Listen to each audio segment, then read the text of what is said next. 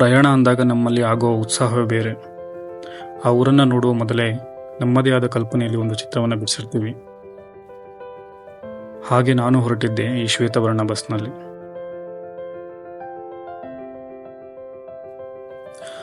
ಪ್ರಯಾಣದಲ್ಲಿ ಡೆಸ್ಟಿನಿಗಿಂತ ಜರ್ನಿನೇ ಇಂಪಾರ್ಟೆಂಟ್ ಅಂತಾರೆ, ಬಟ್ ಇಲ್ಲಿ ಬೇರೆ. ಸುಮಾರು 12 ಗಂಟೆ ಕ್ಯೂ ನಿಂತ್ಕೊಂಡು ಉಚಿತ ಸರ್ವದರ್ಶನ ಟಿಕೆಟು ತಗೊಂಡು ವೆಯ್ಟ್ ಮಾಡಿದ್ದು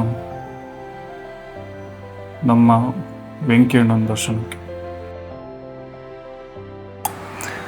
ವೆಂಕಣ್ಣ ಪದ್ಮವ್ವನ ಮದುವೆ ಆಗೋಕ್ಕೆ ಹೆವಿ ಸಾಲ ಮಾಡಿದ್ನಂತೆ. ಇನ್ನೂ ಅದನ್ನ ತೀರಿಸ್ತವನಂತೆ. ನಾವೂ ಅವನಿಗೆ ಹೆಲ್ಪ್ ಮಾಡ್ತಾ ಇದ್ದೀವಂತೆ.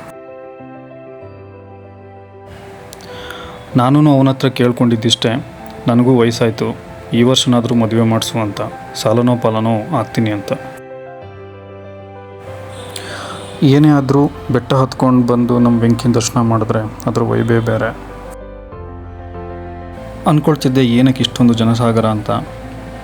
ನಮ್ಮ ಹಿಂದೂ ದೇವಾಲಯಗಳ ವೈಶಿಷ್ಟ್ಯನೇ ಹಾಗೆ. ಹಸ್ತವನಿಗೆ ಅನ್ನ ಹಾಕುತ್ತೆ, ದಣ್ಣವನಿಗೆ ಆಶ್ರಯನೂ ಕೊಡುತ್ತೆ.